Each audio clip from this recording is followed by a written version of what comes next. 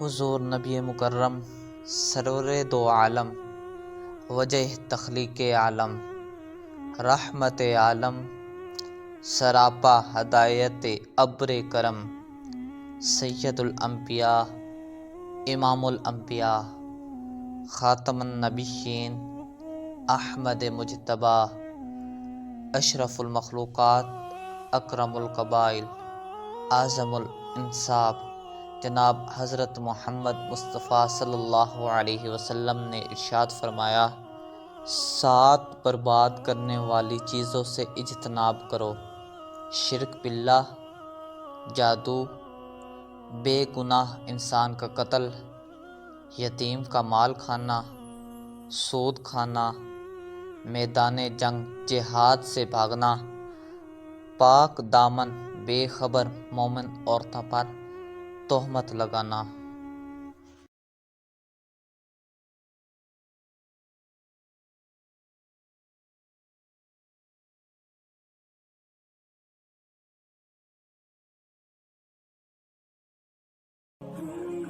السلام علیکم ورحمۃ اللہ وبرکاتہ۔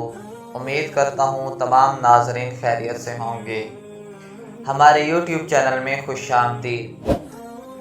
اگر آپ نے ہمارے یوٹیوب چینل کو سبسکرائب کیا ہوا ہے، ویل اینڈ گڈ، اور جن دوستوں نے ہمارے چینل کو سبسکرائب نہیں کیا ان سے گزارش ہے ہمارے چینل کو سبسکرائب کیجئے، ویڈیوز کو لائک کیجئے اور اپنے دوستوں کے ساتھ شیئر کیجئے۔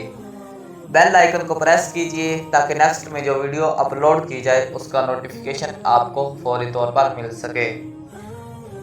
آج ہم بیان کریں گے کہ سورہ نجم میں اللہ تعالیٰ نے کون کون سے احکامات نازل کیے ہیں۔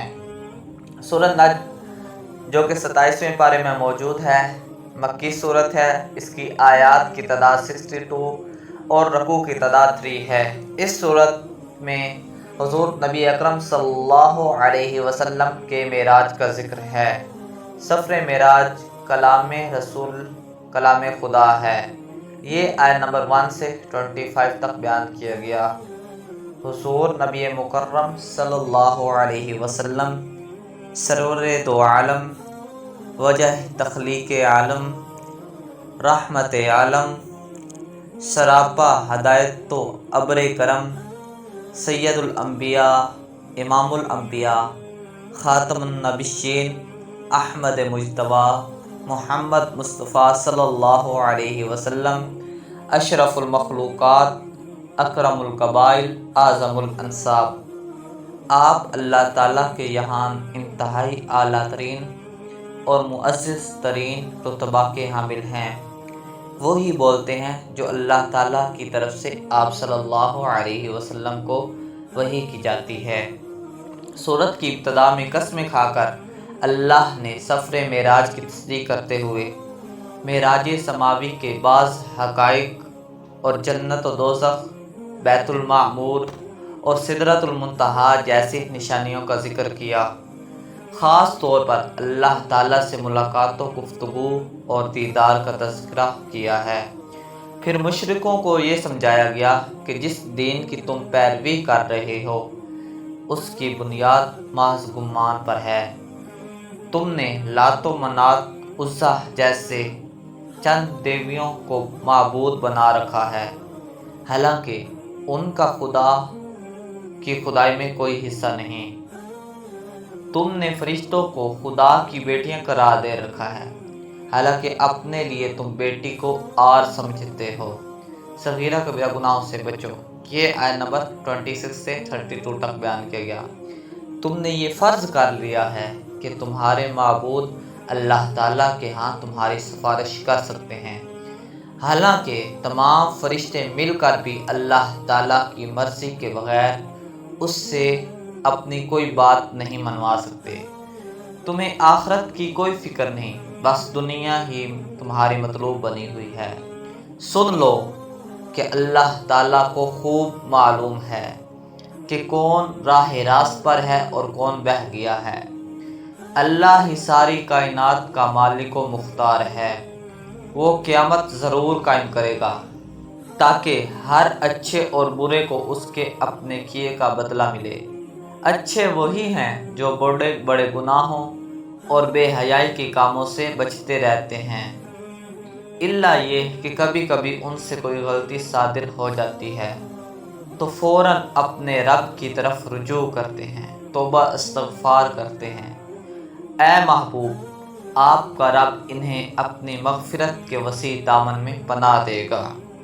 اللہ تعالیٰ فرماتا ہے کہ میں تمہیں اس وقت سے جانتا ہوں جب تمہیں مٹی سے پیدا کیا گیا، پھر تم جبین کی صورت میں ماؤں کے پیٹوں میں تھے، پس اپنے نفس کی پاکیزگی کے دعوے نہ کرو، میں خوب جانتا ہوں کہ پرہیزگار کون ہے۔ بخاری و مسلم میں ہے، نبی پاک صلی اللہ علیہ وسلم نے فرمایا، 7 برباد کرنے والی چیزوں سے اجتناب کرو: شرک باللہ، جادو، بے گناہ انسان کا قتل، یتیم کا مال کھانا، سود کھانا، میدان جنگ جہاد سے بھاگنا، پاک دامن بے خبر مومن عورتوں پر تہمت لگانا۔ گناہ کبیرہ کے بارے میں مختلف روایات ہیں، 25 تک گناہ کبیرہ لکھے گئے ہیں۔ ہر وہ کام جس سے کتاب و سنت کی صریح نص سے منع کیا گیا ہو اور جس کے مرتکب کو لعنت کا مستحق قرار دیا گیا ہو، ایسی تمام باتیں کبیرہ گناہ ہیں۔ یاد رکھیں، گناہ صغیرہ پر اصرار اور شریعت کے کسی فرمان کی تحقیر بھی کبیرہ گناہ ہے۔ تعلیمات موسیٰ و ابراہیم علیہ السلام، یہ آیت نمبر 33 سے 62 تک بیان کیا گیا۔ اس رکوع میں حضرت موسیٰ اور حضرت ابراہیم کے صحائف کا ذکر ہے۔ حضرت موسیٰ علیہ السلام کا صحیفہ تورات، جبکہ حضرت ابراہیم علیہ السلام کا صحیفہ آج دنیا میں موجود نہیں، لیکن قرآن میں 2 دفعہ اس کا ذکر آیا ہے، ایک یہاں اور دوسرا سورۃ اعلیٰ میں۔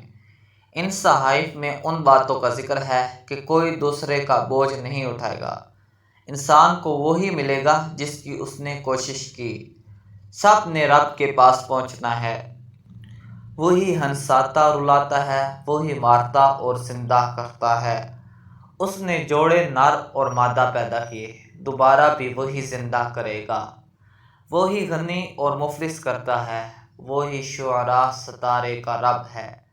آخر میں نہایت اختصار کے ساتھ امم ماضیہ کا تذکرہ کر کے قوموں کے عروج و زوال کا ضابطہ بیان کر دیا کہ قوموں کی تباہی میں وسائل سے محرومی یا معیشت کی تنگی نہیں، بلکہ ایمان سے محرومی ہے۔ عملی بے راہ روی اور اخلاقی انحطاط سے سب سے بڑے عوامل ہوا کرتے